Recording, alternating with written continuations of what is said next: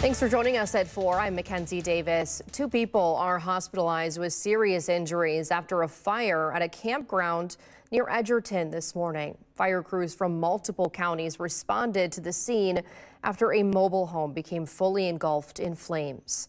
Lakeside Fire Rescue says crews were called to the town of Fulton campground just after 9 o'clock this morning. Officials say 2 people suffered very serious injuries and were taken to UW Hospital. Because of the size of the fire, multiple departments were called in for mutual aid, including crews from Janesville, Fort Atkinson, and Deerfield. Those crews were on scene for several hours. In a really serious fire like this, everything kind of collapses in on top of itself. So they're trying to make sure we've got all the fire that's buried underneath some of the debris and stuff. The cause of this fire remains under investigation. Officials say the campground remained open throughout the response while crews worked to safely remove residents in and out of that gated community.